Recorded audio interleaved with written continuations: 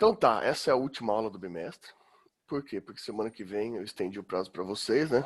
Quem mais gostou dessa notícia foi a Tamile, e que vai ter mais uma semana para vocês fazerem. Então eu vou deixar essa aula da semana que vem para que vocês possam fazer avaliações. Eu sei que não tem só a minha, né?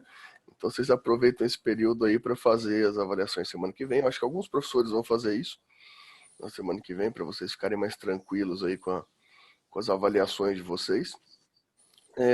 Então hoje é a última. Então, e a parte boa é que vocês não vão precisar escutar as minhas besteiras, e sim só as besteiras dos colegas. E então já vamos começar para não ficar tarde. Então, pelo que eu entendi aqui, vai começar com a Tamile, depois vai para o Vitor, depois vai para a Júlia, é isso? Sim. Então, beleza. Então, fiquem à vontade e podem começar. Bom dia. A minha parte, eu vou falar sobre o primeiro capítulo da quarta parte. A quarta parte, ela vai falar sobre a prisão e o capítulo 1, ele fala sobre as instituições completas e austeras. Quando a gente fala das prisões, a gente tem que entender que elas são mais antigas do que os códigos penais, né? Ela foi construída fora do aparelho judiciário e isso ocorreu quando foram iniciados os processos de divisão das pessoas. Distribuindo essas pessoas, classificando elas e tirando elas o máximo de força e tempo possível, mantendo elas numa visibilidade sem lacuna. Dessa forma, se formou em volta dessas pessoas um aparelho de observação completa, né, de registro e notação, construindo em cima delas um saber que se acumula e se centraliza. Ou seja, todo esse trabalho sobre o corpo acabou criando a instituição prisão, mesmo antes que existissem penas definidas pela lei. No final do século XVIII e no início do século XIX, foi quando ocorreu uma passagem da penalidade de detenção, né, que foi uma abertura da penalidade a mecanismos de coerção que já eram utilizados em outros lugares. Esses modelos de detenção penal, eles marcam os primeiros pontos visíveis dessa transição, né? A prisão, em si, ela é tida como uma peça essencial no que diz respeito ao conjunto das punições, e ela foi um marco importante da justiça penal, porque ela foi um acesso à humanidade, né, com o fim dos castigos corpóreos, que a gente vê, inclusive, bem no início do livro, castigos desumanos, e, além disso, ela demonstra um momento muito importante na história dos mecanismos disciplinares, que é um novo poder de classes, que o novo poder de classes estava desenvolvendo. Foi a colonização da instituição penitenciária. Na passagem desses séculos, existe também uma nova legislação que definiu o poder de punir como uma função geral da sociedade. Antes eram só de algumas pessoas e agora o poder de punir ele ia virar uma função geral da sociedade, né? Dessa forma, ela ia ser exercida da mesma maneira sobre todos os seus membros, e cada um deles ia ser igualmente representado. A detenção como pena, ela foi introduzida como um processo de dominação específico. É uma justiça que se diz igual e autônoma, mas é investida pelas assimetrias das sujeições disciplinares, bem como o conjunto do nascimento da prisão. As penas, o nascimento da prisão seria as penas das sociedades civilizadas, né? Só um minuto aqui. A prisão como castigo, ela surgiu ligada com o próprio funcionamento da sociedade. Não foi, o Foucault ele coloca aqui, não foi por capricho do legislador, nem por acaso que fizeram o encarceramento como a base da nossa escala penal, mas é por conta de um progresso de ideias e costumes, né? Muitas vezes, nós temos muitas críticas ao encarceramento nesse livro, né? Óbvio. Mas muitas vezes ele coloca aqui que o encarceramento ele é inútil, perigoso, mas a gente não tem nada para colocar no local do encarceramento, né? Nas mesmas palavras que ele, o Foucault ele fala que ela é a detestável solução de que não se pode abrir mão. Ou seja, é inútil, nós não temos, mas a gente não tem uma coisa para colocar no lugar, né? E por que isso? Por que a prisão pode ser considerada inútil ou ela é óbvia, né? Essa obviedade, ela vai se fundamentar, em primeiro lugar, na privação de liberdade. Por quê? Porque na nossa sociedade, a liberdade é uma coisa que é de todos, certo? De todos e da mesma maneira. Dessa forma, quando nós perdemos a nossa liberdade, tanto para mim quanto para qualquer outra pessoa, ela vai ter o mesmo preço. Então, ela vai se tornar um castigo igualitário, né? E além disso, esse método de punição ele possibilita a quantificação exata da pena, ou seja, em dias, meses e anos, né? A prisão ela também possui uma forma salário, que tem caráter econômico, e vai permitir que ela se pareça como uma reparação, onde a retirada do tempo do condenado, a retirada da vida do condenado em sociedade, ela vai traduzir a conduta que não só violou os direitos da vítima, da pessoa que foi sua vítima, da pessoa em que ele concentrou o delito dele, mas também da sociedade como um todo, né? Essa obviedade econômico-moral ocorre onde tem a contabilização do castigo, como eu acabei de falar, em dias, meses e anos, né? Um outro fundamento da prisão que nós podemos ter é o seu papel de transformar o indivíduo, que, spoiler, nós sabemos que isso não ocorre, né? Normalmente as pessoas são transformadas, mas para pior, infelizmente. A prisão ela não cumpre o seu objetivo.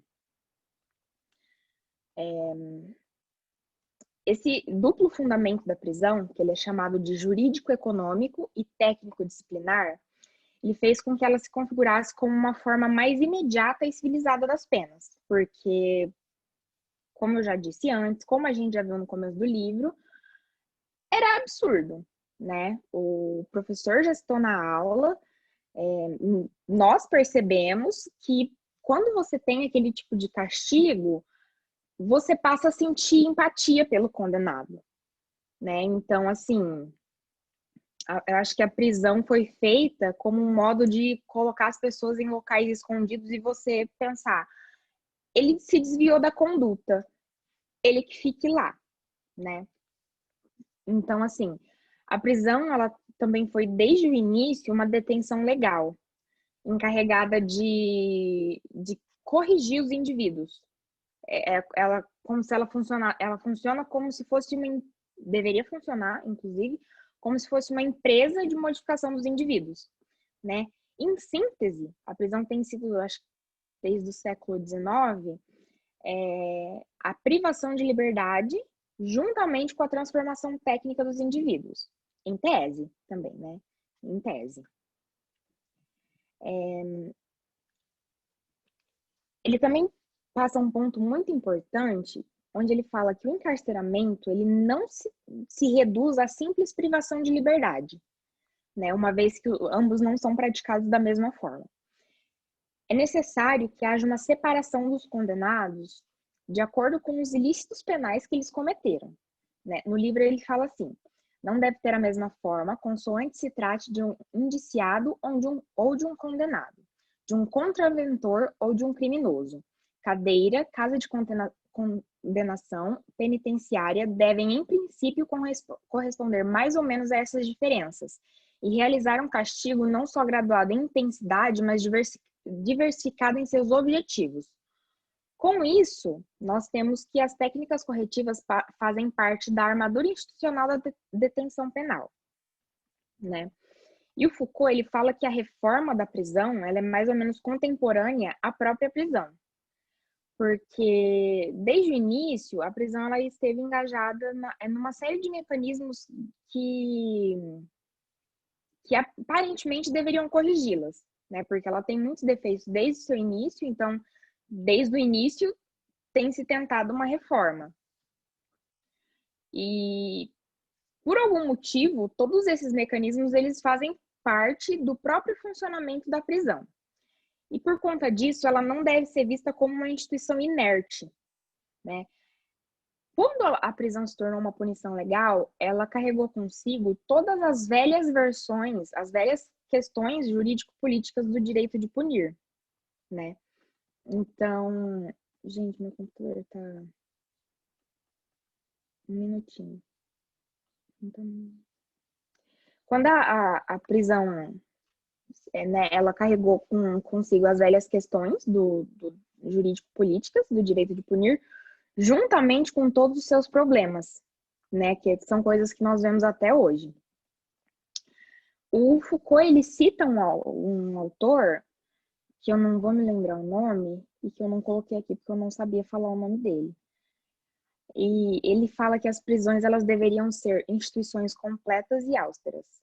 E nisso nós podemos entender que ela deveria ser entendida como um aparelho disciplinar exaustivo, né? Porque ela deveria tomar para si todos os aspectos dos indivíduos, né? Tais como o treinamento físico, aptidão para o trabalho, o comportamento, a atitude moral, a disposição, né?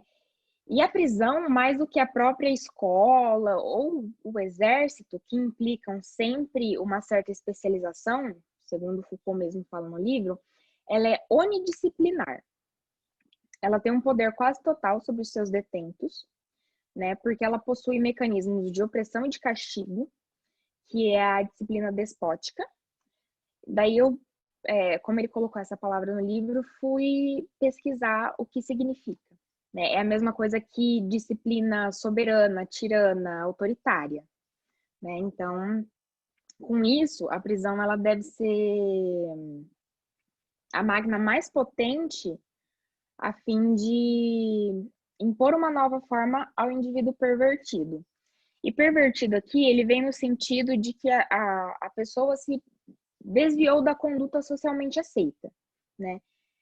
Então, o modo de ação da prisão, ela deve ser uma coação de educação total.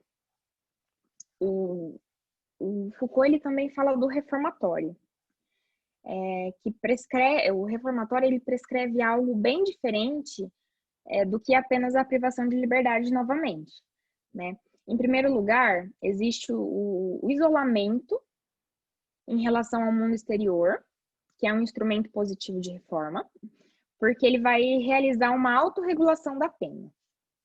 Ela vai permitir a individualização espontânea do castigo e é a primeira condição para a submissão total do condenado. O Foucault, ele fala que o isolamento, ele assegura o encontro do detento a sós com o poder que se exerce sobre ele. E aqui nós falamos também sobre dois sistemas americanos de encarceramento, o de Auburn e o da Filadélfia. Nesse primeiro, nós temos celas individuais durante a noite, trabalho e refeições em comum, mas sob a regra do silêncio absoluto. É um modelo monástico e tem também referências à disciplina de oficina. Para esse sistema, a prisão tem que ser um microcosmo, né? Um pequeno universo dentro de si mesmo, de uma sociedade perfeita, onde os indivíduos eles estão isolados em sua existência moral e onde só há a comunicação de forma vertical, né? No sentido vertical. A vantagem desse sistema, segundo os seus membros, é que ele é uma repetição da própria sociedade. Já no segundo sistema, o de Filadélfia, existe um isolamento absoluto, onde não há a requalificação do indivíduo ao exercício da lei comum, né? Mas com a sua própria consciência, ou seja, ele não é colocado ali para pensar no comum, no que ele vai fazer. Não tem uma vida em sociedade, mas ele fica preso dentro da própria, tanto fisicamente quanto dentro da própria cabeça, né?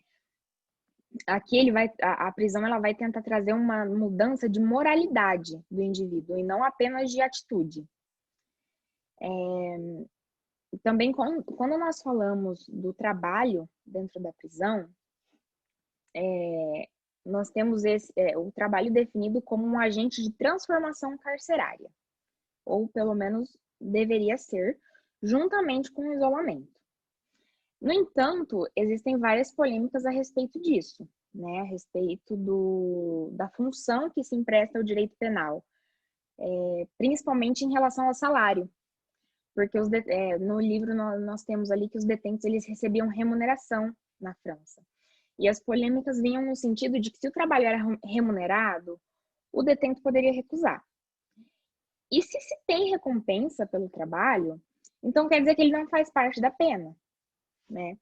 E, no entanto, ele é tratado como um princípio de ordem e regularidade, porque vai excluir a agitação do detento, vai impor hierarquia e vigilância, e vai penetrar no condenado e modificar o seu comportamento, né? É também uma forma de transformação do prisioneiro violento em uma pessoa que desempenha o seu papel social perfeitamente.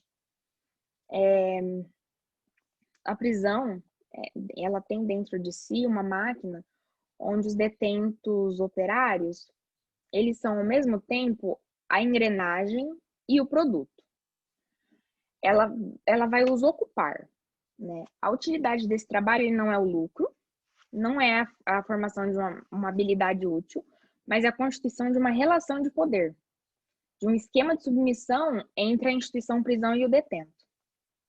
E todo esse regime de punição e recompensa, ele não foi criado simplesmente para respeitar o regulamento da prisão, mas sim para tornar efetiva a ação da prisão sobre cada detento.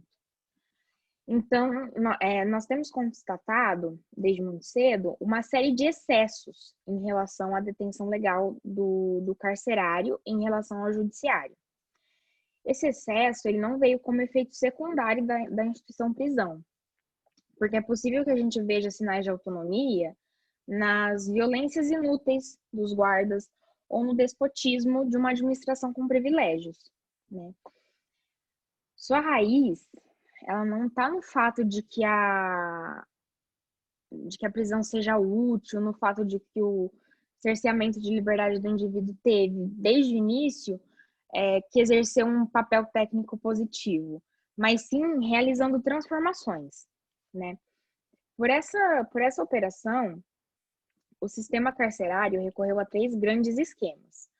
O primeiro é o político-moral, do isolamento individual e hierarquia.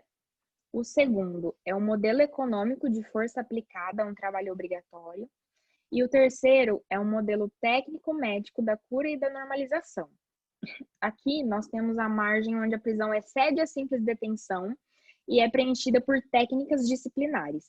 Esse suplemento disciplinar é o que chamamos de penitenciário, né, onde a prisão deixa de ser simplesmente prisão, ela vai adquirindo outros elementos e ela passa a ser a instituição da penitenciária, né? Mas, obviamente, essa criação ela não foi aceita sem polêmicas, né, como muitas das coisas que aconteceram com a prisão. Primeiro, foi argumentado o fato de que a pena ela não deveria ser nada mais do que a privação de liberdade. E o Foucault ele coloca no livro que a moralização dos detentos exige numerosos cooperadores. Só com visitas de inspeção, comissões de fiscalização, sociedades patrocinadoras ela pode se realizar. Precisa então de auxiliares e a magistratura deve fornecê-los. A penitenciária, desde aquela época, ela procurava tornar isso a seu cargo, né? E aqui o Foucault ele fala exatamente dessa forma. Aqui a gente se depara com um juiz que é tomado pelo desejo da prisão. E séculos depois ele fará nascer o seu filho bastardo, que é o juiz das aplicações das penas. E só um minuto de novo. E a prisão, que é o local de execução da pena, ela é também um local que deve ser usado como observação dos indivíduos que estão sendo punidos, certo? Então, assim, no sentido de vigilância, óbvio, mas também no sentido de conhecer cada detento, seu comportamento, sua disposição, sua melhora, quando há melhora, claro. E é necessário que as prisões elas sejam concebidas como um local de formação para um saber clínico com os condenados. o Foucault, ele fala que o sistema penitenciário não pode ser uma concepção a priori, mas uma indução do Estado social. O que nos leva a dois dispositivos essenciais: que o prisioneiro seja mantido em constante observação e, ao mesmo tempo, isso seja a vigilância e a observação, a individualização e a totalização, o isolamento e a transparência, que é o tema do papnótico, né? Que encontrou na prisão o seu local ideal para se realizar. Apenas nessas instituições, nas instituições penitenciárias, é que a ideia utópica de Bentham pode se tornar concreta, porque ela permite que uma força ou coações violentas sejam substituídas pela eficácia suave da vigilância sem falha, né? De ordenar o espaço segundo a recente humanização dos códigos e a nova teoria penitenciária. E o papnótico é aquilo que nós já vimos, em que se tem uma torre e o detento ele não sabe se tem gente lá vigiando ele. Então, pelo bem ou pelo mal, ele se comporta bem o tempo todo para que ele não seja mais punido do que ele está sendo, certo? E esse papnótico penal é um sistema de documentação individual e permanente. Porque alguns outros sistemas eles foram projetados e foram testados com o intuito de fazer com que a prisão seja uma instituição de saber que deve servir como princípio regulador para as práticas penitenciárias. Só que, com isso, nós precisamos que a prisão se torne algo necessário, né? Coletando permanentemente do detento um saber que vai auxiliar na transformação da medida penal. Ou seja, tem que coletar uma coisa boa do detento, uma coisa boa que proviu do delito que ele cometeu e que ele, consequentemente, ele acabou parando na prisão. Só que, como eu já falei muitas vezes, eu acho que a gente consegue perceber enquanto lê o livro, não é isso que acontece, não é isso que acontecia antes, não é isso que acontece hoje em dia, por isso que a instituição prisão é uma instituição tão falha. E daí nós temos aqui o início do biográfico.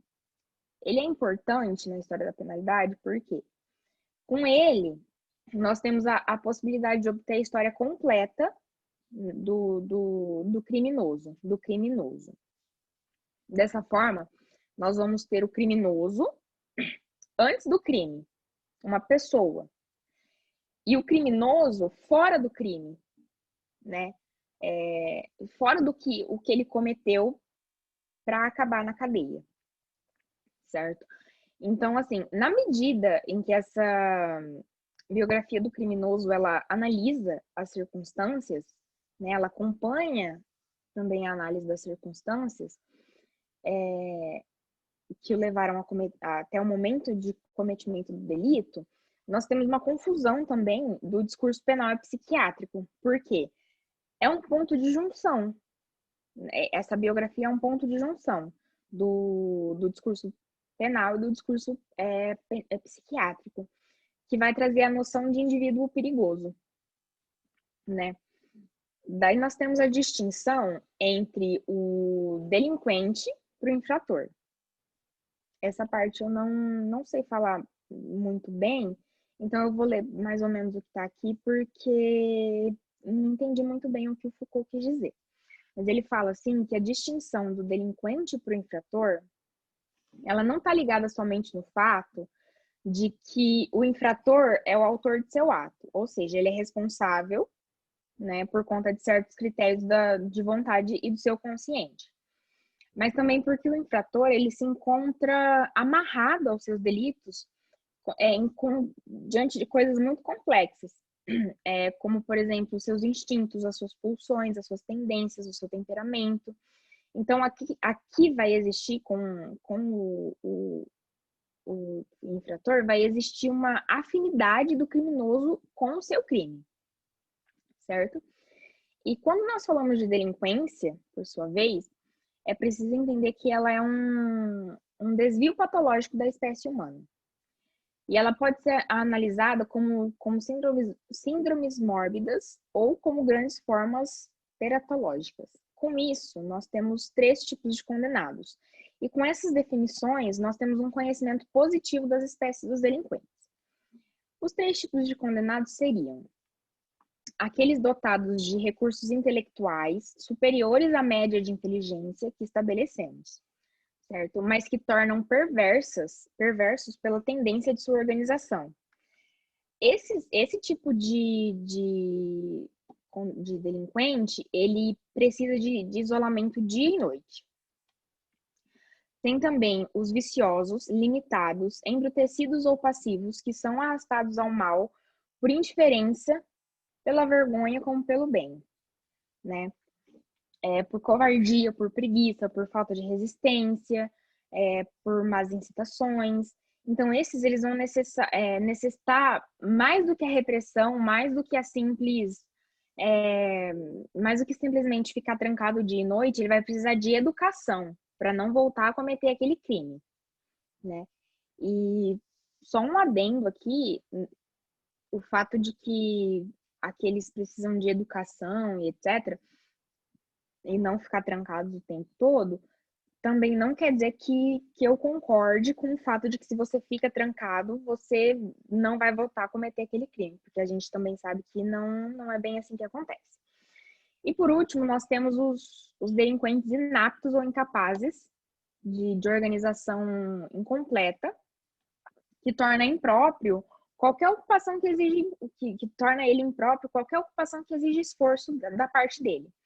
Ele, por sua vez, esse tipo de delinquente ele deve viver em grupos numerosos e sempre ocupados e com vigilância rígida, né? Porque o delinquente, como uma pessoa, ele é considerado como um núcleo de periculosidade. Ele representa um tipo de anomalia. Então, cada um deles tem o seu pontinho certo de cuidado, digamos assim, para que ele melhore, alguma coisa assim, né? Com os nascimentos da prisão, com a criação da prisão, foi onde desapareceu o corpo marcado, né? O suplício. E apareceu simplesmente o corpo do prisioneiro, acompanhado pela sua individualidade e pela individualidade que o castigo criou como ponto de aplicação do poder de punir. Ou seja, eu vejo isso como você deixou de apanhar, deixou de ser torturado até a morte, e cada pessoa passou a ter a sua própria pena, cada pessoa passou a ser uma pessoa, né? Passou a ser um pouquinho mais humanizada, mas nem tanto. Mas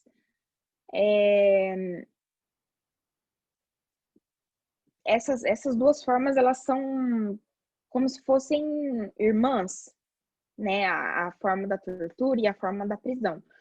Porque, assim, a descoberta da delinquência, ela trouxe para as prisões certos aperfeiçoamentos das técnicas penitenciárias. O tema da sociedade punitiva, ela sustenta códigos ideológicos que não fazia apelo ao uso universal da prisão. Essa prisão, ela vem de outro lugar, dos mecanismos próprios a um poder disciplinar. Ou seja, a justiça penal definida no século XVIII pelos reformadores traçava 2 linhas de objetificação possíveis dos criminosos. A primeira é que eles eram uma série de monstros morais ou políticos caídos do pacto social ou a um sujeito jurídico requalificado pela punição. Ou seja, o delinquente, ela une essas 2 linhas e constrói com a caução da medicina, da psicologia ou da criminologia um indivíduo no qual o infrator da lei e o objeto de uma técnica científica se supõem, né? Por sua vez, o Foucault ele também comenta sobre a fábrica de delinquência, que vai ser um campo unitário de objetos autenticados por ciência e que, assim, lhe permitem funcionar num horizonte geral de verdade. E por fim, né, concluindo a minha fala, nós temos aqui que a prisão é o local onde o poder de punir se organiza em um campo de objetividade, em que o castigo ele pode funcionar à plena luz do dia, como uma forma terapêutica, ou a sentença se inscrever entre os discursos do saber. Nessa parte, ao meu entendimento, ao meu ver, nós temos que, assim, como no início do livro, as práticas penais, as torturas, elas eram desumanas, certo? Então, assim, o condenado, ele passava a ser a vítima. As pessoas que estavam aplicando a pena passavam a ser os criminosos, né?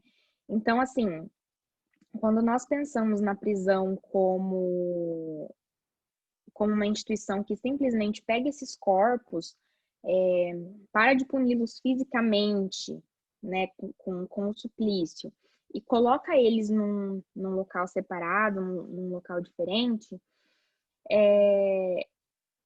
a prisão tem uma... Ela, como eu disse aqui, ela vai poder ser exercida em plena luz do dia, né, em que a gente sabe que existe aquele negócio, só que como as pessoas estão lá, a gente não está vendo o que está acontecendo. E por isso a gente meio que não liga. Só que justamente o contrário, a gente, sabendo que estão lá, a gente deveria ligar, porque eles ainda sofrem com castigos corpóreos, com suplícios e etc. Então, assim, não é porque a gente não vê que não acontece. E acabei.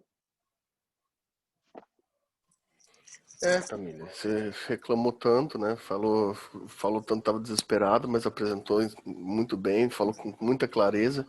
Eu não vou fazer agora, vou deixar todas as questões para o final. Não sei se algum colega também vai querer fazer algum questionamento. Não vão. Então, Não vão.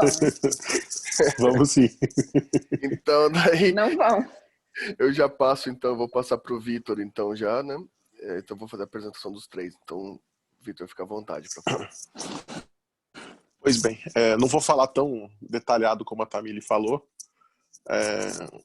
Pois bem, a parte que eu vou falar do Foucault, que me fugiu o nome, é ilegalidade e delinquência.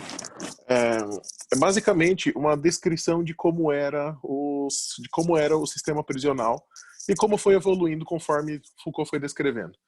Ele praticamente observou como era feito e pôde concluir, até sugerir algumas coisas para a mudança do sistema prisional. Começou como uma necessidade, assim dizendo, para a sociedade. E a primeira forma de prisão demonstrada, que Foucault colocou logo no início do capítulo, eram carroças, assim dizendo, que transportavam esses presos de um lugar para o outro. O Foucault faz muita crítica a todos os sistemas prisionais que ele colocou no livro. E essas críticas eram assim: as pessoas cometiam o crime, iam preso, e a forma de punição delas, claro que todo o sistema de prisão tinha um caráter técnico por trás. Não era assim, a pessoa cometeu um crime, ela vai ser presa por quê? Porque a gente quer. Não, sempre teve a intenção de uma reeducação do preso, seja ela por método convencional, que até alguns métodos utilizados hoje em dia, ou métodos arcaicos, como a própria Tamily citou, o suplício. Suplício, a gente pode, pelo que eu pesquisei, a gente pode falar que é como se fosse uma tortura. Foucault menciona bastante o suplício, mas era, na verdade, a tortura para essas pessoas, mas não no primeiro sistema de prisão. O primeiro sistema de prisão, dentro desses carros, era uma forma de fazer a pessoa passar vergonha, porque acreditava que o criminoso só seria retratado ou redimido, não assim dizendo redimido, mas a forma dele pagar pelo crime que ele cometeu era pela vergonha. Só que tinha um problema, né? O próprio Foucault fala, a plateia. A prisão antigamente era muito associada a um espetáculo. Não o espetáculo que os presos davam por opção para as pessoas. As pessoas viam aquilo como um espetáculo, porque eles ficavam ficavam andando na cidade dentro dessas carroças de um lugar para o outro, e tinha plateia, tinha multidão, e as pessoas queriam assistir, queriam ver. Até se o professor me permite fazer um paralelo com algumas cenas hollywoodianas, que muitos filmes basearam nesse sistema de prisão, Sem dúvida, pode fazer. que até se vocês, para quem assistiu Piratas do Caribe, né, eu não queria falar necessariamente do Piratas do Caribe, preferia colocar alguma coisa mais recente, que nem Orange is the New Black, mas a gente vai chegar lá. No Piratas do Caribe, para quem se recorda, todas as formas que tentavam prender, que tentavam castigar o Jack Sparrow, lembra muito do sistema prisional mencionado pelo Foucault. Claro, assim, é difícil até imaginar só descrevendo. Falar assim, a prisão era um carro que colocava, uma carroça que colocava a pessoa dentro e ela ia indo de cidade para cidade, e era descrito o crime que essa pessoa cometia e para ela ser punida.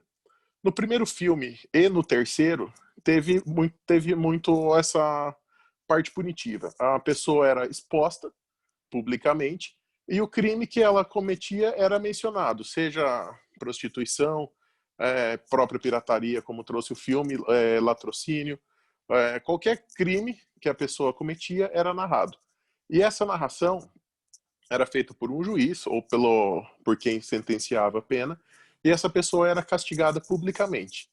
Só que a crítica nisso, assim, os que não eram pena de morte, a pessoa acabava sendo um teatro, que é o teatro, assim, era descrito as roupas, o rosto, o crime que ela tinha cometido, e ela era marcada, tanto com ferro quente ou com tatuagem ou qualquer outra forma que eles preferiam usar na época. Essas marcas, para Foucault, era uma coisa que prejudicava muito a vida que a pessoa levaria quando terminasse essa sentença, porque como ela era marcada, qualquer emprego, qualquer coisa que ela fosse arrumar, ia ser prejudicado porque iam saber que ela era um ladrão, que ela era um criminoso.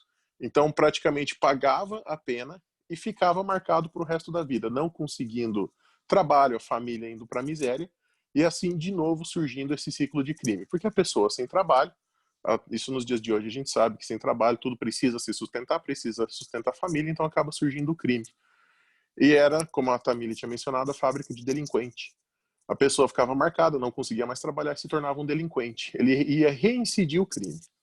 Mais para frente, depois dessa vergonha, mudou o sistema prisional também para um carro, só que transportava era um carro que transportava as pessoas até a prisão, ou não. Esse carro ficava passando na cidade, torturando as pessoas, e não torturando as pessoas, só o criminoso que estivesse dentro para as pessoas verem. Então tinha novamente esse problema da plateia. Essa tortura, que era o suplício, chamado de suplício, era com instrumentos quentes, com calor, com coisas pontiagudas, ficavam espetando as pessoas, ficavam espetando o criminoso.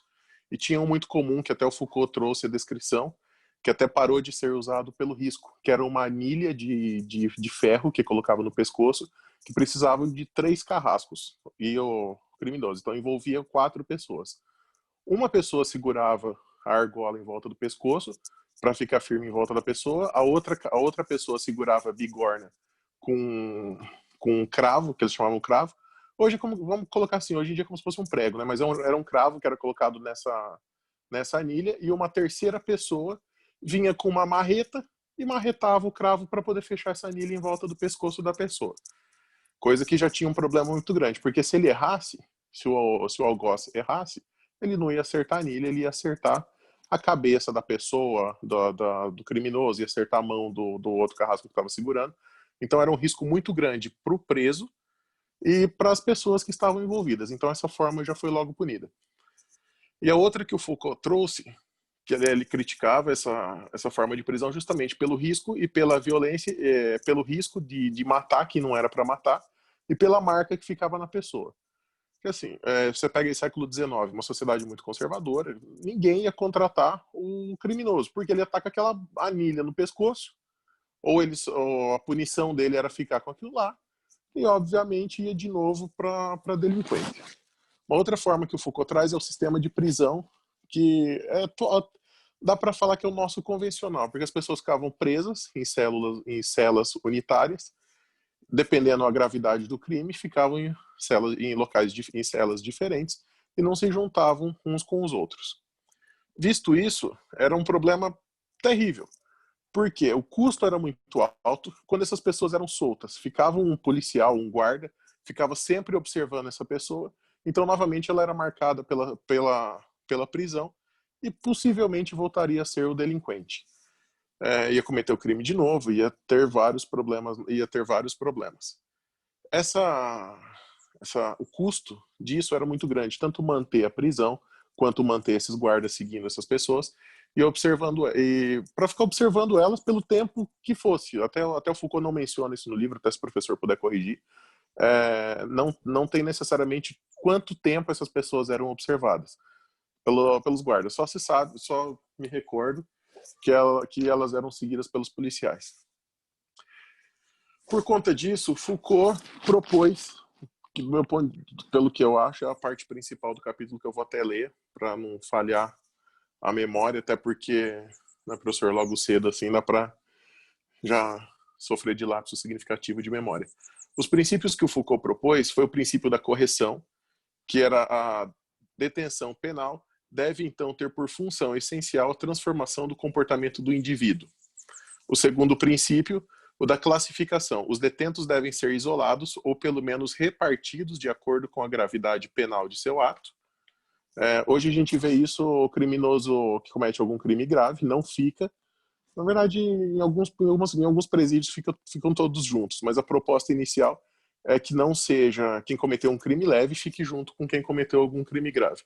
Crime leve que eu falo é algum roubo ou um assassino, não ficariam no mesmo local. O princípio da modulação da pena, que as penas cujo desenrolar deve poder ser modificada segundo a individualidade dos detentos, os resultados obtidos e os progressos ou as recaídas. Esse princípio eu acredito que tenha surgido pelo próprio sistema prisional, que eu até esqueci de mencionar, mas as pessoas eram obrigadas a trabalhar e esses trabalhos até eram um pouco desinteressantes, porque eram coisas que ninguém queria fazer. Então eles tinham essa obrigação de trabalhar e por ser não interessante para eles, acabavam ficando mais violentos, agressivos, até se tornavam novamente delinquentes, porque eles não queriam fazer aquilo, era uma coisa que eles estavam lá meio que sem opção. Então, por isso, esse princípio da modulação da pena. Era o prêmio para o preso, que a gente chamaria hoje de bom comportamento, era o prêmio para ele poder ficar menos tempo, ou por mau comportamento, ficar mais tempo preso. Outro princípio, que é do trabalho como obrigação e como direito. O trabalho deve ser uma das peças essenciais da transformação e da socialização progressiva dos detentos, que seria o trabalho penal. Novamente, a crítica do Foucault pela forma que era o trabalho. Ele era um trabalho sem sentido, um trabalho inútil, e Foucault propôs que fosse um trabalho mais interessante e mais útil para o preso. Princípio da educação penitenciária, que só a educação pode servir de instrumento penitenciário. O preso, quando ele é preso, quando ele comete um crime, muitas vezes, a gente sabe disso hoje, que muitas vezes ele tem alguma motivação externa, ou por não saber viver na sociedade, ou por alguma necessidade. A gente viu isso em Psicologia do Delito ano passado, né? Então, essa educação seria uma forma de reeducar e reinserir ele na sociedade. Seriam coisas que ele poderia ou não estar fazendo no dia a dia. O princípio do controle técnico da detenção, que é o regime da prisão deve ser, pelo menos em parte, controlado e assumido por um pessoal especializado. O que é o mérito da especialização, de novo, que não dá para chegar e colocar o filho do rei para ser o carcereiro, até por falta de habilidade, e nem pegar qualquer pessoa que não tenha conhecimento técnico na área, que não tenha conhecimento, que não tenha capacidade para fazer esse controle da detenção.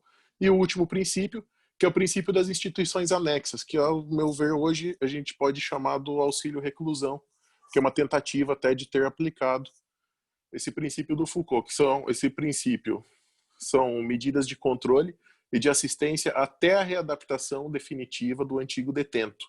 É dada assistência aos prisioneiros durante e depois da pena, com finalidade de facilitar sua reclassificação. Até um ponto que o Foucault criticava, que quando a pessoa saía da pena, que ela se tornava um delinquente, era por pura falta de opção, porque ela não ia conseguir emprego, não ia conseguir trabalho, não ia conseguir sustento para a família. E bem como a gente sabe, o século XIX o responsável pelo sustento da família era o homem. A mulher não tinha muitos direitos. Então, se prejudicasse o homem na família, a família naturalmente ia ruir, ia para a miséria, ia passar fome. E nesse sistema prisional que tinha, antes do Foucault propor isso, quando a pessoa saísse da prisão, ela seria direcionada para um lar, ela teria que ficar naquele local, ou ela seria proibida de ficar em algum outro determinado local. Esse local, imagino que o local, a região que ele cometeu o crime, ele não poderia ficar mais lá. E esse novo local determinado seria para onde ele tinha que ir com a família, se tivesse, ou só ele para se manter nesse lugar. Esse princípio da instituição anexa que o Foucault tentou propor era uma forma de dar tempo para o preso não se tornar um delinquente, para ele ser reinserido na sociedade, tendo dinheiro para se sustentar e sustentar a família. Outra coisa que acontecia com esse trabalho que tinham nas prisões, ele era muito usufruído pela burguesia. Essas pessoas que estavam na miséria eram obrigados a fazer coisas, logicamente, que eles não queriam. Então essas pessoas acabavam se prostituindo, acabavam fazendo coisas que, né, acho que, se eu não me engano, faziam transporte de coisas ilegais, e até mesmo trabalhos que não eram feitos comumente. O surgimento do comércio ilegal, Foucault atribui a essa delinquência, que a gente pode ver exemplo disso no transporte de bebida em países que eram proibidos ter esse tipo de transporte. No caso, nos Estados Unidos, no período da lei seca, essas pessoas que eram presos se tornavam delinquentes e eles eram explorados pela sociedade que tinha mais dinheiro para fazer esse tipo de comércio ilegal. Então, a gente pega todo esse contexto, é mais uma separação, uma segregação. A prisão funciona como uma separação entre criminoso, trabalhador e quem tem dinheiro. Então, você sempre fica esse conflito entre os três. Quem tem dinheiro não quer que as pessoas, que esses presos, esses criminosos, fiquem perto deles. Por isso, o sistema prisional. É a solução? Que a Tamile falou, é a solução a prisão? Não. Mas ninguém queria um criminoso perto dele. Porém, contratavam o serviço deles para fazer o que o trabalhador não faria. Então, mesmo com essa separação entre a alta sociedade, o trabalhador e o delinquente, o criminoso, ainda estavam juntos, ainda era necessário. E todas essas falhas que aconteceram durante os tipos de prisão, todas essas críticas não foram inúteis, assim dizendo. O próprio Foucault fala que esse tipo de falha era necessário, porque não teria como o primeiro sistema prisional, que era a demonstração em praça pública, ter evoluído para tentativa de castigo, que era o suplício, né, que era a tortura, a forca. Então, todas essas formas de castigo, de punição para prisão, foram necessárias, tanto para a ferramenta de estudo, que pôde evoluir, querendo ou não, do primeiro sistema prisional, para o nosso sistema atual, evoluiu muito. Claro que a gente aqui no Brasil sofre com superlotação, mas em alguns lugares, não posso citar muitos lugares por acreditar ser ficção, ser apenas reportagem de jornal que fala assim, por exemplo, tem uma prisão nos Estados Unidos que é modelo de segurança, os presos trabalham, mas tem aquela necessidade da mídia demonstrar. E a mídia sempre foi uma coisa muito influente. Nesses períodos de prisão, a mídia tinha aquele estereótipo do negro e do pobre que eram já criminosos em essência. Então, mesmo que a gente vê hoje do que a mídia retrata em sistema prisional, não dá para ser 100% fiel, porque sempre teve esse estereótipo por trás do que era e do que é. Então, falar assim, a prisão é modelo em tal coisa. Não. Existem prisões que seguem os princípios, o Estado segue esses princípios propostos pelo Foucault, tanto que a gente, estudando prisão pela lei, a gente vê que a prisão é diferente da realidade. A prisão teórica escrita na lei é diferente do que a gente vê normalmente. Um exemplo disso, redução de pena, bom comportamento, esse auxílio mesmo, o professor Fernando é mais da área do criminal, sabe a dificuldade que é para conseguir um auxílio reclusão, e ele é passageiro, ele tem 3 meses, ele tem que estar sendo renovado frequentemente. Então não é uma coisa assim, mudou muito, evoluiu muito, essas falhas foram necessárias, porém a gente sabe que não funciona. Mas está melhor, muito melhor do que já foi um dia. Encerro por aqui, professor. Muito obrigado, Vitor. Obrigado pela exposição, pela clareza, pelos exemplos. Então, Júlia, fica à vontade. Bom dia. Acredito que eu não vou conseguir falar tanto quanto eles, porque o meu capítulo é o menor, né? É o último, que é o do carcerário. Por que esse carcerário? Nesse capítulo, ele fala que o carcerário, ele naturaliza o poder legal de punir. Ele é como um técnico de disciplina. E no início do capítulo, o autor, ele conta que se fosse para ele eleger uma data em que a formação do sistema carcerário, ele colocaria dia 22 de janeiro de 1840, que foi a data inicial da abertura de Mettray. Eu acho que é assim que se pronuncia. Ai, peraí, professor, deixa eu aumentar aqui a minha tela, que eu não tô conseguindo me ver, para me ver como é que eu tô. Aí. E por que seria Mettray? Porque o Mettray, basicamente, ele conta um pouco mais para frente no capítulo que Mettray é uma prisão. Eu vou ler aqui um pouquinho do que ele fala. Que, embora falha, eram detidos os jovens delinquentes, condenados pelos tribunais, os jovens que eram presos e os menores que haviam sido citados, mas absolvidos, em prol do artigo 66 do Código, e os alunos retidos, que eles estavam ali por uma correção paterna. Então, ele é um centro interno de correção ali, e um modelo punitivo que está no limite da penalidade estrita. Foi a mais famosa de toda uma série de instituições, bem além da fronteira do direito penal. E o que o Foucault fala, que cabe perfeitamente aqui nesse capítulo do livro, é o recurso para o bom adestramento, que logo no início do capítulo, ele já fala sobre qualquer coisinha que você falar, algo de inútil que você faça, já vai ser punido. E uma das coisas que o Foucault fala é a formação de um espaço de micropunição. Então, aqui fica bem claro para a gente que nessa prisão, qualquer coisinha que você fale fora, você já vai ser punido, porque para eles você tem que andar na linha, sim, para você. Se você sair qualquer coisinha fora, já vai ser tipo como um gatilho para você continuar. Então, qualquer coisinha você já é punido para você continuar seguindo aquele caminho de adestramento para você ficar ali, para eles conseguirem adestrar realmente você, né? E daí que, por que Mettray? Ele já começa perguntando por que essa seria a data, né? Porque a abertura dessa prisão seria a data inicial. Porque é a famosa forma disciplinar do estado mais intenso e o modelo que concentra todas as tecnologias coercitivas do comportamento. E aqui já conta que o grupo que está ali dentro dessa prisão, ele é dividido em 5 categorias, que é o modelo da família, que cada grupo tem um chefe, tem os irmãos, tem 2 mais velhos. E o modelo do exército, cada família é comandada por um chefe, então ele tem um chefe que ele é o topo, então tem a família. Então, tipo, é o chefe, como se fosse antigamente na família, que seria o pai, que seria a forma paterna que a gente tem, que o chefe é o pai, tanto que foi tratado bastante sobre uma das palestras que a gente teve no cônjuge do simpósio, foi o simpósio agora por último, e daí, tipo assim, tem o chefe, tem a família, o outro modelo seria o da oficina, com chefes e contramestres que asseguram o enquadramento do trabalho e o aprendiz dos jovens. Então, assim, eles ficam ali nesse meio e eles aprendem as coisas. E tem o modelo da escola, que 1h30 por dia o ensino é feito pelos professores, pelos subchefes.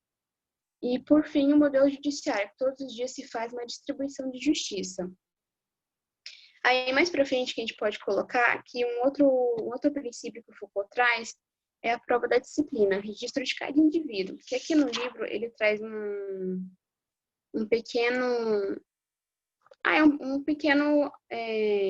como era na época, né? Me fugiu a palavra agora, mas que ele fala que toda criança, ao entrar na colônia, ela é submetida a um estilo de interrogatório, que pergunta a sua ideia de origem, por que ela está ali, qual a posição da família, e todos os delitos que compõem a sua curta e muitas vezes triste vida. Ai, eu estou um pouco nervosa. E essas informações são postadas em um quadro onde tudo se refere a cada coluna. Então, assim, eles têm um quadro que tipo, cada pessoa tem as suas informações ali. Como se fosse hoje na internet. Se você colocar seu nome, vai sair tudo sobre você. Só que lá era um quadro que cada coluno tinha a sua... Toda a sua história, tudo que você sabia contar, eles guardavam lá. Que era para ter o registro e para eles poderem controlar essas pessoas. E um pouco mais para frente no livro, ele acaba falando sobre realmente o adestramento. E os chefes e os subchefes dessa prisão, eles não tinham um papel de pai, nem um papel de juiz, muito menos de professor. Eles tinham um papel todos juntos. Ele era pai, ele era professor, ele era mestre, ele cuidava ali, ele era, de certo modo, um técnico do comportamento. Que ele estava ali para cuidar, não assim para cuidar, mas ele ficava ali vigiando essas pessoas. Ele estava ali para, tipo, saiu fora da lei, então saiu fora da linha ali, vamos dar uma correção nele, vamos explicar como que é. Então, aqui fala assim, que o adestramento é acompanhado com uma observação permanente. E um pouco mais para frente, fala aqui que os homens da direção, os chefes ou subchefes de família, monitores ou contrastes, tinham que viver bem próximo dos colonos. Usavam uma roupa quase tão humilde que a deles, porque eles precisavam ali viver praticamente colado ali com eles, nunca deixavam eles. E vigiando dia e noite. Então, por isso que um outro princípio que se encaixa do Foucault é a vigilância hierárquica, que, tipo assim, eles nunca podem ficar sozinhos, tem que ter uma vigilância dia e noite para ficar vigiando eles, e se algo sair do controle, você vai punir eles. E aí, um pouco mais, na próxima parte aqui do livro, ele fala que para a formação desses chefes, foi organizada uma colônia e uma escola especializada. Então, assim, para eles conseguirem dar conta de tudo, de ser chefe, de ser pai, de ser professor, de adestrar essas pessoas, eles passaram por uma escola, porque não seria qualquer pessoa que poderia estar ali cuidando e vigiando eles. Eles passaram por uma escola, o elemento essencial de seu programa era submeter os futuros administradores aos mesmos aprendizados e às mesmas correções que os próprios detentos eram submetidos como alunos. Então, assim, eles passavam pela mesma situação para poder aprender, tipo assim, eu tenho que passar pela mesma situação que ele para eu poder saber como conversar ou como punir ele. E aqui o livro fala que a certidão de nascimento da psicologia científica, segundo os historiadores, seria nessa mesma data, nessa mesma época. Que Weber, para medir as sensações, teria começado a manipular seu pequeno compasso nesses mesmos anos. E aqui fala também sobre que Mitre, ele era um modelo punitivo, mas que foi algo, tipo, nessa escola que ele foi usado para ter os carcerários. Ele foi algo difundido, foi algo que foi usado amplamente em vários estados, em vários países. Então, não foi algo só que eles criaram, foi algo que foi muito usado. E daí, o livro, ele fala assim, vimos que na justiça penal, a prisão transformava o processo punitivo em técnica penitenciária. E 4, ao arquipélago carcerário, ele transporta essa técnica da instituição penal para o corpo social inteiro, e com vários efeitos importantes. Então, o livro, ele elenca, se eu não me engano, 6 desses efeitos importantes. Aí, o primeiro, na época clássica, apesar de uma certa referência comum à falta em geral, a ordem da infração, a ordem do pecado e do mau comportamento ficaram separados, na medida em que cada um dependia de um critério de uma instância separada. Mas o encarceramento, com seus mecanismos de vigilância e punição, funcionava ao contrário, segundo um princípio de relatividade, de uma relativa continuidade. Então, aqui o livro ele traz que, tipo, o mau comportamento, o pecado e a ordem, elas estão juntas, mas cada um possui um significado, uma instância separada. Agora, o encarceramento, ele é totalmente ao contrário. Ele não tem como base nenhum desses. É o princípio da continuidade. E aqui fala que o carcerário, ele tinha um poder, realmente. Tipo assim, ele usava seus canais para recrutar grandes delinquentes. Então, ele organizava o que se poderia chamar de carcereiras disciplinares, onde, sob o aspecto das exclusões e das rejeições, todo um trabalho de liberação se opera. Então, eu entendi que, tipo, o que a gente poderia, até colocando um pouquinho assim do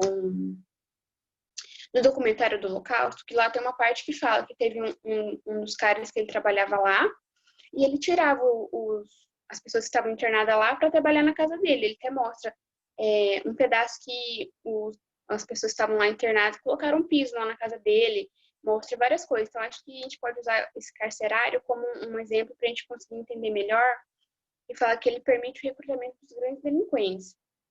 Então, assim, aqui no livro não deixa claro como no filme, se seria para isso ou se seria para outros trabalhos ou outra coisa. Mas no filme, no documentário fica bem claro pra gente o que eles faziam. Eles usavam e abusavam das pessoas que estavam ali, que não tinha tanta, não sabedoria, mas assim, elas queriam sair, elas queriam aprender, queriam ver algo novo. Então, saíam para ir colocar um piso. Então, aqui não fica muito claro, mas eu entendi meio que seria para igualar isso. E daí que fala assim, que delineiam-se as carreiras tão certas, tão fatais quanto a função pública. Asilos e associações de ajuda, prisões domiciliares, colunas penitenciárias, batalhões e asilos. Esses canais já eram bem conhecidos no século XIX. Por que eles eram bem conhecidos no século XIX? Porque as pessoas que não tinham para onde ir, do nascimento dela até a morte, basicamente, ela ficava nesse meio que era pelo governo, assim, né? Que nossos estabelecimentos de beneficência apresentam um conjunto admirável de coordenação por meio do qual o indigente, ele não permanece um momento sem ajuda. Então, assim, ele não vai permanecer à mercê da sociedade. Ele vai ter ajuda da hora que ele nasce ao momento que ele morre, mas ele vai estar passando por essas vamos falar assim, casas, mas ele vai estar sempre ali, tipo, meio que sozinho. Ele vai ter sempre ajuda, ele nunca vai estar sozinho assim, à mercê, mas ele vai estar sozinho em relação à vida dele, ele vai estar ali largado. Como também, dando outro exemplo do documentário, que as pessoas estavam largadas, as famílias muitas vezes se mudavam para não ter notícia, simplesmente largava lá. Então, também é um outro adendo que a gente pode fazer como igualar, assim, no filme, né? E aqui fala também no livro que a prisão é apenas a continuação natural, e nada mais do que um grau superior dessa hierarquia, percorrida passo a passo. O delinquente é um produto da instituição. Então, acho que a gente pode juntar tanto essa, assim, como que ele não está sozinho, mas ele tem vamos falar assim, a sociedade cuidando dele, ali que tem o asilo, tem a escola, tem todo lugar para ele passar, mas ao mesmo tempo, se ele está ali, ele não vai ser, ele vai ter, eu acho que algo a mais para poder ser um delinquente. Posso estar totalmente errada, mas acredito que, tipo assim, ele está à mercê da sociedade. E muitas pessoas que a gente vê à mercê da sociedade, elas se revoltam. Então, assim, ela quer se revoltar contra a sociedade, e então é um produto da instituição, basicamente, né? Então, esse foi o segundo ponto do carcerário. Agora vamos para o terceiro, que o efeito mais importante, talvez, do sistema carcerário, de sua extensão, bem além da prisão legal, é que ele consegue tornar natural e legítimo o poder de punir, que é como eu comecei falando do carcerário. Ele naturaliza o poder legal de punir, que ele baixa pelo menos o limite da tolerância à penalidade, tende a apagar o que possa haver de exorbitante no exercício do castigo, fazendo funcionar em relação ao outro dois registros em que se divide, um legal da justiça e o outro extralegal da disciplina. Então, assim, ele torna algo que seria, nossa, meu Deus, estão punindo ele. Ele naturaliza esse ato de punir. E o quarto, ele fala antes de eu iniciar o quarto, que uma fala que até que eu grifei, assim, que eu achei importante em relação ao terceiro, traz no livro, que é a generalidade carcerária funcionando em toda a amplitude do corpo social e misturando incessantemente a arte de refletir com o direito de punir, baixo nível a partir do qual se torna natural e aceitável ser punido. Então, como eu acabei lendo anteriormente, tipo assim, a forma que eles fazem acaba sendo natural a pessoa que está ali, ela ser punida, porque ela está ali por um motivo. Então, você punir ela não é algo tipo de exorbitante, é algo natural, porque ela está ali, e ela está ali para cumprir o papel dela. Então, assim, a partir do momento que ela anda fora da linha, ela vai ser punida, e isso se tornou algo normal, naturalizado, né? E agora o quarto, com essa nova economia de poder, o sistema carcerário é ser um instrumento de base. ele encareceu uma nova forma de lei, de um misto de legalidade e de natureza, de prescrição e constituição da norma. Dá toda uma série de funcionamento, cada vez mais dificuldade de julgar. E uma tal vergonha de condenar. Então, assim, ao mesmo tempo que eu acho que ele se tornou isso natural, ainda existia aquela vergonha, tipo assim, de condenar, um desejo furioso da parte dos juízes de medir, avaliar, diagnosticar, reconhecer o normal e o anormal, e a honra reivindicada de curar ou readaptar. Então, assim, pelo que eu entendi desse quarto, é que os juízes, eles acho que eles não queriam, tipo, só vamos julgar ali, vamos só condenar. Eles queriam medir, eles queriam avaliar, eles queriam diagnosticar o porquê daquela pessoa estar ali. Foi o que eu entendi desse primeiro parágrafo aqui do quarto. Então, assim, eles querem reconhecer o que é o normal e o que é anormal. Então, por que a pessoa está ali? Ela está ali porque ela foi por causa de uma correção paterna ou ela está ali porque realmente ela se considera um perigo para a sociedade? Realmente ela é um delinquente. Porque acho que, assim, outro ponto que a gente pode colocar em função do documentário é que as pessoas, elas estavam lá, muitas vezes, tipo, nem no começo do filme, o cara fala, bebi um pouquinho a mais e estava lá. Então, acho que essa parte aqui dos juízes, eles querem ver se é normal ou se é anormal. Tipo assim, a pessoa tá lá porque o pai não aguenta mais, porque o pai quer dar uma correção, ou porque ele realmente é um delinquente, porque ele fez algo que a sociedade não aceita. E o quinto e o sexto, acho que dá pra gente juntar eles, que fala da sociedade carcerária que realiza ao mesmo tempo as captações reais do corpo e sua perpétua observação. É por suas propriedades intrínsecas o aparelho de punição, mas de acordo com a nova economia do poder e um instrumento para a formação do saber, e essa mesma economia tem essa necessidade. Então, assim, esse quinto, eu admito que eu não entendi um pouco assim, mas pelo que eu entendi, acho que seria... Tipo assim, a sociedade, ela tem ainda vamos falar assim, esse instinto de punir, mas punir com o corpo, porque no início do livro ele fala assim, que depois ele muda, mas ele leva a alma junto com o julgamento, mas é muito difícil você querer buscar uma pena que vá punir realmente a alma do indivíduo, que você busca transformar ele, mas você busca transformar também ele interiormente. Mas eu acredito que é muito difícil você buscar essa penalidade do que só punir o corpo, porque punir o corpo é algo fisicamente que a gente consegue ver. Então ali ele tá só, tipo, que nem no começo do livro fala que ele era punido a fogo, a ferro lá. Então era algo que você via, era algo que você sabia que ele estava sendo condenado, que muitas vezes a gente pensa, ainda bem que ele vai ser preso, ele vai cumprir a pena dele, ele vai cumprir tudo o que ele fez, tipo assim, se ele está fazendo alguma família sofrer, ele vai sofrer lá também. Só que, tipo assim, isso é uma pena que a gente vê fisicamente, a gente sabe que ele vai estar lá, que ele vai estar privado da liberdade e que ele não vai estar convivendo com a família, ele vai ser excluído da sociedade. Então, eu acredito que por mais assim que ele vai estar lá excluído da sociedade, ainda é uma pena física. Porque muitas vezes a gente sabe de lá que a pessoa, ela pode ser pior de lá. Então, não é algo que vai ferir a alma dela. Seria mais, tô me tornando até repetitiva. Mas não seria algo que vai tornar o indivíduo uma pessoa melhor. Ele tá lá. Pode ser que ele saia pior. A gente sabe muitas vezes que a prisão ela é para ressocializar o indivíduo, para trazer ele de uma forma diferente, mas muitas vezes traz ele de uma forma pior. E o sexto, ele explica essa solidez da prisão, que ela é uma pequena invenção desacreditada desde o nascimento. Então, tipo, até no livro ele conta que quando a prisão ela foi criada, ela não tinha, tipo assim, a sociedade não acreditava realmente que a lei trazia esse caráter coercitivo, né?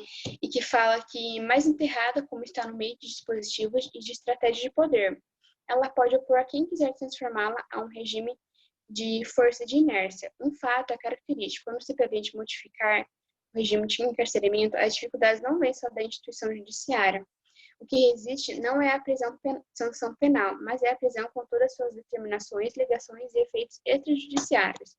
Então, acho que a gente pode colocar aqui no sexto que você querer mudar uma prisão, você querer mudar algo que está sólido, porque não é, a gente vê através desse livro, principalmente, que não é algo que, tipo, surgiu assim do nada. É algo que vem sendo modificado desde o suplício até chegar aqui, que foi algo assim, o suplício não foi mais aceitado, então vamos criar outra forma de punir. Seria a prisão, mas para você modificar a prisão, é algo que ela tá, tipo assim, que nem quando a gente fala de algum costume, ele está enraizado, a prisão, então, ela está enraizada. É muito, é muito complexo você querer mudar. Não só a forma que ela é criada, por toda a... como eu posso falar? Tipo, toda a estrutura que ela tem, você querer mudar, e não só as coisas judiciais, mas, como aqui fala no livro, os efeitos extrajudiciais também. Então, se você querer mudar, você vai, tipo, meio que começar, não começar, assim, uma guerra, mas, assim, seria...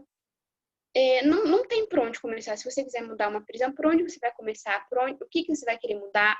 O que você vai poder melhorar? Porque é muito difícil você querer mudar um sistema que ele foi criado basicamente para ressocializar as pessoas, e as pessoas saem de lá pior. Porque a pessoa vai lá e ela às vezes está muito melhor que aqui fora, porque ela tem um grupo que protege ela tem os amigos dela, então assim, ela continua no mundo do crime ali, que a gente sabe muitas vezes que a gente recebe ligação, a gente nem atende. Porque a gente tem medo de ser, às vezes, alguém passando um trote. E eu aqui mesmo, aqui em casa, recebi vários trotes da prisão mesmo. Eles falam que estavam lá e estavam passando trote. Então, acho que é muito, muito difícil, como que fala no livro, que é uma extrema solidez da prisão. E, assim, para finalizar, que é um desafio político global, que conta no livro, que em torno da prisão. Que dos efeitos dela, o problema atualmente está mais no grande avanço desses dispositivos, de normalização e em toda a extensão dos efeitos de poder que eles trazem, através da colocação de novas objetividades. Então, acho que seria basicamente isso, que fala sobre o carcerário, que antigamente ele naturaliza o poder de punir. E agora já, tipo, a gente já entendeu que realmente a pessoa que ia fazer algo de errado, ela precisa ser punida.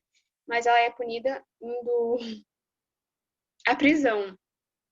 Eu perdi um pouco o foco aqui, mas ele é punido indo à prisão, mas às vezes, tipo, ele vai pra prisão, mas ele tá muito melhor do que aqui fora, né? Então, acho que seria algo que deveria ser algo que, se fosse realmente se transformado, seria algo que levaria muito tempo.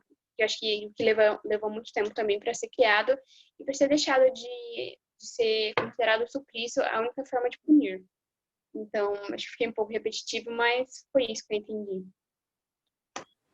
Tá ótimo, Júlia, foi ótimo. Parabéns para os três. Os três levantaram todos os pontos necessários aqui dos capítulos. Primeiro, eu gostaria de saber se algum dos colegas quer fazer algum comentário, alguém quer pôr algum ponto. Não, eles não querem. Aproveitem agora o momento é de vocês.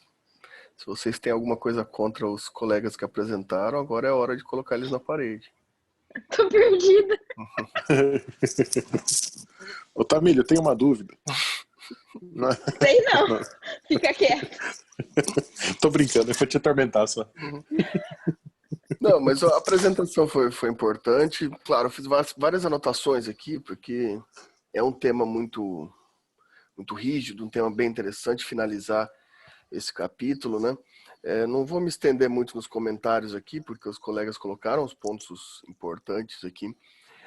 Mas é interessante, né? Desde o começo, desde a primeira apresentação lá da Tamília, eu acho que um ponto que a gente deve destacar é essa ideia que foi colocada ali, da ideia da economia da prisão, né? Porque a liberdade acaba sendo como uma estrutura formal igualitária. E o que deixa mais interessante nesse ponto é que a gente tem uma quantificação da pena, né, pelo tempo. Isso é bem interessante porque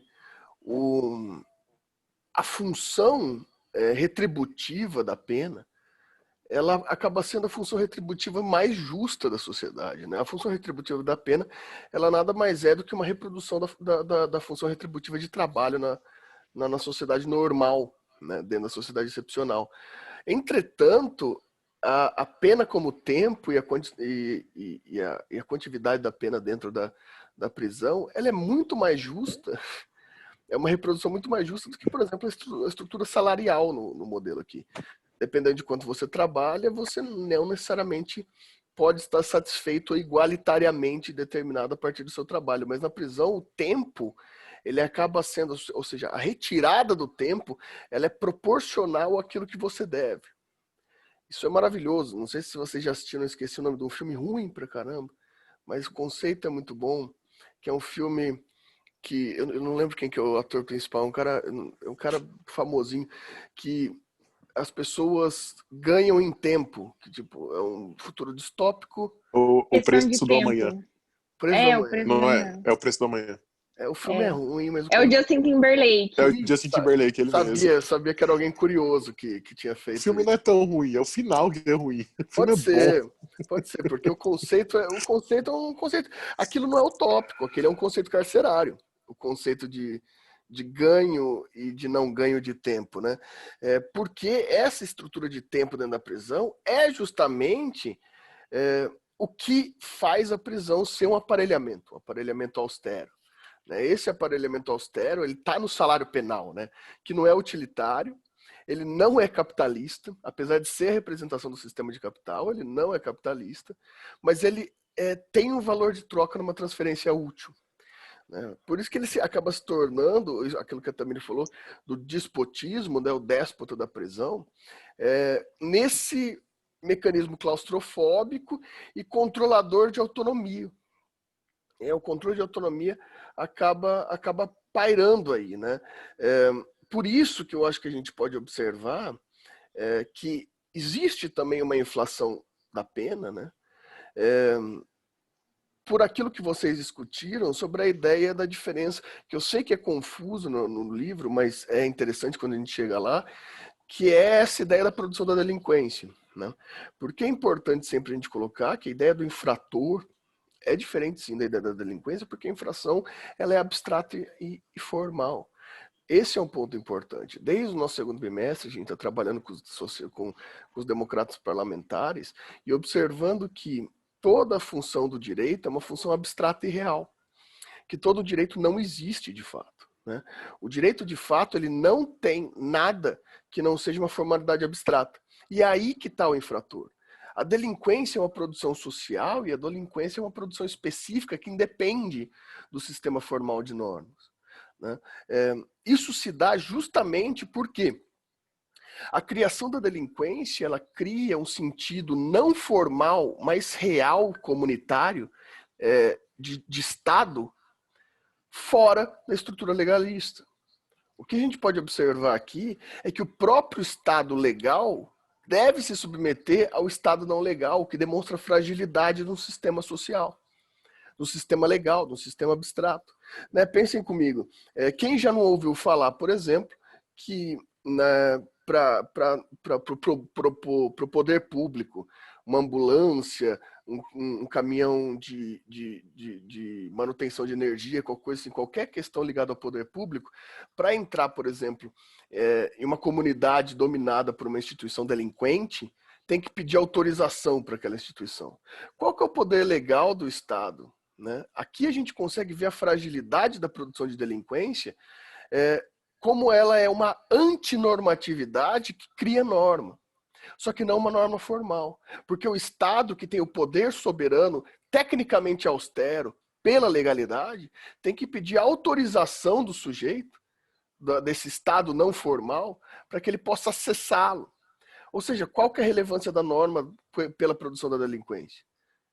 A legalidade não se confunde com a materialidade do fato.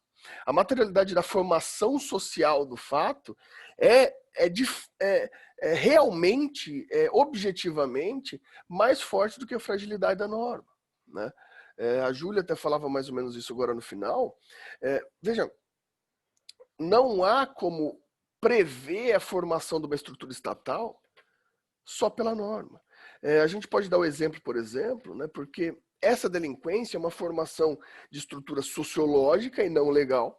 É uma estrutura por um mecanismo de formação de delinquência e de formação de estrutura de Estado que mantém essa diferenciação, que é o que a gente vem insistindo desde o começo do curso do Foucault.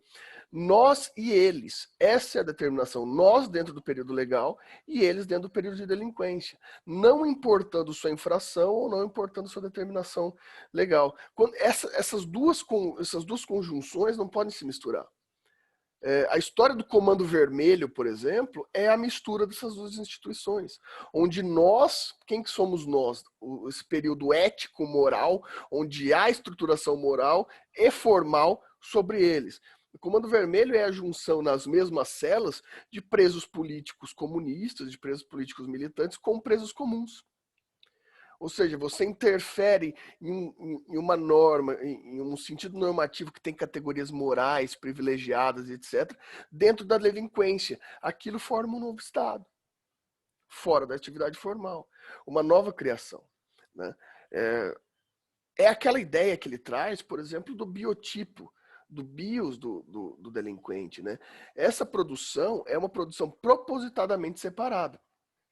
Isso pode facilitar vocês na leitura do Benjamin lá, né? E o Benjamin traz a ideia de destino e de caráter justamente nesse sentido. Ou seja, há uma produção social, e como a Júlia colocou ali no final, essa questão que há uma busca, e o Vitor colocou isso também, que é uma busca mais corpórea, na realidade, mais corpórea do que necessariamente legalista.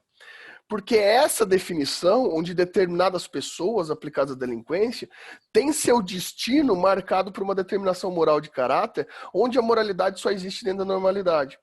Porque fora de nós, fora do nosso espaço de normalidade, fora do nosso espaço moral, não se comunica questões como moral e como estruturação no caráter do de fora. Porque para ele pode ser só um arquétipo de criminalidade. Por isso, seu destino já é marcado como uma ideia de delinquente pré-estabelecido. Né? É por isso que o encarceramento acaba aparecendo como um processo técnico de formação de delinquência, de formação de estrutura estatal. Né? Aquela ideia de opção, né, que é muito colocada por os defensores da prisão, e da ideia da penitência, né? A penitenciária já tem uma estrutura corporal, a ideia da penitência, né? Geralmente que todos temos livre-arbítrio, né? Comete crime quem quer, quem está lá é porque quer, isso se aplica à nossa sociedade. Por que eu digo nossa? Porque nós, que estamos dentro de um sentido de passividade social moral, a gente sim pode ter opção ou não de cometer crime. Porque nós estamos sob a égide de uma conceituação material sobre o que é certo e o que é errado, criado por nós mesmos. A partir do momento que você cria delinquência, exclui sobre dois aspectos de diferenciação outros, não há essa possibilidade de opção, porque ali não se comunica a moral que a gente cria, justamente para não diferenciar de lá. Nós nos diferenciamos. Como é possível ter uma opção? Opção para quem? Opção para nós. Né? Opção para nós que estamos dentro da égide do ambiente de criação de um espaço moral e não de um espaço paralelo de modo de vida. Porque a gente cria essa separação para que a gente possa se determinar. Vejam, pessoal, isso aí é lógico, e o Foucault... É interessante que a crítica do Foucault, na verdade, ela não apresenta uma resposta, né? Ela é só um diagnóstico da sociedade. Né? Porque o pior, a conclusão que vocês chegam aí no final, a conclusão mais terrível da obra do Foucault, é que não tem o que fazer. Né? Para que nossa sociedade se mantenha assim, do jeito que a gente quer, dentro dos nossos privilégios, dentro das nossas estruturas, a gente precisa dessa diferenciação. É só pensar, imagina o sonho da modernidade dos jovens aí, que é todo mundo ser empreendedor, né? Todo mundo quer ter sua estrogonoferia gourmet, todo mundo quer ter os seus próprios empreendimentos. Beleza, todos os jovens conseguem ser empreendedor. Só que quem que vai fazer o estrogonofe pro jovem na cozinha? Né? Porque o jovem esquece disso, que ele não sabe fazer estrogonofe. Quem que vai limpar? Quem que vai atender no caixa?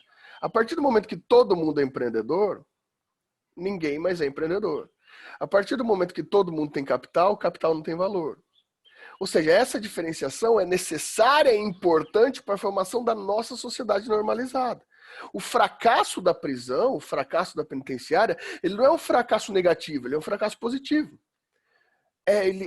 Essa estrutura de formação de delinquência prisional, assim como a formação de delinquência do manicômio, ou seja, dos indesejáveis sociais, ela é um fracasso genealógico para que assim o seja. Para que haja essa diferenciação entre espaços objetivos, né, e essas lutas de diferenciação, para que a gente possa nos manter sonhando ser empreendedores e abrir nossa estrogonoferia gourmet. Porque a gente sabe que a gente vai ter uma formação de delinquência, de infração, que vai poder ter trabalho trabalho barato que a gente possa pagar, porque a gente também não vai ser rico, a nossa margem de lucro vai ser muito pequena, só que a gente já vai achar, sinceramente, a gente vai tentar furtar do delinquente, porque ele não merece a estrutura moral, né, de determinação, então a gente tenta absorver o máximo de lucro para a gente e ainda xinga o Estado, porque imposto é roubo, né? Ou seja, existe todo um aparato, e isso faz parte da estrutura de vigilância, né, onde a gente pode pensar que essa delinquência ela é formada por agentes de ilegalidade a partir de nós mesmos. Né? Mas a grande questão do Foucault é que o Foucault se determina nisso. Beleza. Hoje a gente pode determinar que a formação de delinquência, porque ela vai além das prisões, porque o delinquente ele cria uma gama de delinquência na sua volta, a sua família, as suas estruturas sociais, que hoje, de fato, a gente pode resumir, por exemplo, a pessoas pobres ou pessoas ou pessoas de estereótipo social marginalizado, né, usuários de drogas, pessoas pretas e etc. A gente pode, de fato, mas a grande questão do Foucault é que isso pode se modificar a qualquer momento. E é aqui que mora o risco da produção de delinquência. A gente busca o tempo todo manter essas ordens e tentar arranjar justificativas para que a gente possa se organizar para manter. Veja, pessoal, isso é claro. Esses discursos, eles geram medo. Talvez hoje, como a gente tem uma determinação muito clara de quem é delinquente, quem não é, a gente não enxerga isso tanto. Mas tentem ver, por exemplo, os movimentos feministas. Os movimentos feministas no Brasil e no mundo, eles alcançaram um patamar que aqueles seus contrários têm ódio do movimento feminista, ironizam o movimento feminista. Por quê? Porque nós não punimos a norma, nós punimos o corpo. O homem cis hétero, ele sabe o que ele é capaz de fazer para sua vingança. E a sua estrutura de ter um risco onde ele não seja mais dominante, o medo sobre qual vai ser o aspecto que ele vai se submeter é muito mais pesado e muito mais amedrontador, porque a sua característica de perder seu posto de obviedade, de dominância e de produção de delinquência é gigantesca. Então a gente tem que ficar criando mecanismos para justificar um igualitarismo formal que não vai ser tão igual quanto a gente imagina, mas para que ele seja neutralizado. Imagina quando a gente trata isso por um ponto de vista macro, onde há uma delinquência de fato, uma separação. Né? Eu me lembro uma vez na frente da faculdade, que a gente estava conversando lá e veio um senhor pedir dinheiro e alguém tratou ele mal na frente da faculdade. O cara falou uma frase que eu nunca vou esquecer, acho que foi ano retrasado. Ele virou pro cara e começou a apontar para a faculdade e falou assim: você faz isso comigo porque o preto não está aqui dentro. A hora que o preto tiver, você vai saber o que vai acontecer com você. Rapaz, esse é o medo da normalidade. Esse é o medo da normalidade. E é isso que eu acho que o Foucault quer apresentar para a gente. Não é o momento do status quo agora, mas a fragilidade da produção de uma norma moral, de uma norma estrutural, de uma função social que nos faz buscar pela nossa normalidade em separação com os indesejáveis sociais, ou seja, daqueles que não podem ser comparados com a gente. Algum comentário, alguma questão? Essa foi nossa última aula, encerramos o curso de filosofia nessa turma animadíssima, né? Todas as manhãs aqui, muitos comentários, sempre muita participação. Hoje eu fiquei até meio acuado aqui, porque tinham 3 pessoas diferentes de mim falando com câmera ligada, então não sabia nem como lidar, né, com essa situação. Mas beleza, foi ótimo. Espero que essas aulas tenham acrescido alguma vontade de leitura, alguma vontade crítica, alguma forma de que eu tenho certeza que vai ser a única forma, por essas contestações e provocações, que o direito faça sentido, porque direito como norma a gente acabou de apresentar aqui que ele não tem sequer sentido ou objetividade. Então, eu agradeço a presença de todos vocês, parabenizo os 3 colegas que se disponibilizaram a apresentar, e vocês estão dispensados, então, da atividade do Benjamin, precisam fazer só a atividade do Holocausto Brasileiro. Todos os demais colegas, o trabalho está agora para o dia 27, não vou dar o final de semana do dia 27, porque eu preciso desse final de semana para começar a corrigir, que são trabalhos extensos, então vocês têm o fim de semana agora para fazer, e semana que vem não tem aula. Então, eu espero que a gente, vocês felizmente não vão ter mais aula comigo daqui para frente, nem no quarto, nem no quinto ano, mas eu tenho certeza que a gente vai se ver e eu vou ouvir muitas reclamações de vocês aí ao longo dos próximos anos. Então, Como assim? A gente não tinha aula no quinto ano? não, parei de dar aula no quinto ano faz uns 3 anos, 2 anos já. Por que que... 2 anos, bonito. faz 2 anos. Que graça, não é mesmo? Gente, A gente precisava superar o recorde de resumo. Você precisa quebrar o seu recorde. Pois é. Pois trate de voltar. Eu tô em primeiro lugar, tô chocado. Eu tô com 1 a mais do que o Wilson. Ganhou do Paulo Roberto, mandou bem. Ganhei do Paulo Roberto. Eu tô com 5 a mais que o Paulo Roberto e 1 a mais que o Wilson. Isso daí é loucura. Não esperava por essa. Eu teria colocado os 3 para sua matéria se pudesse. Não entendo por quê. Mas beleza.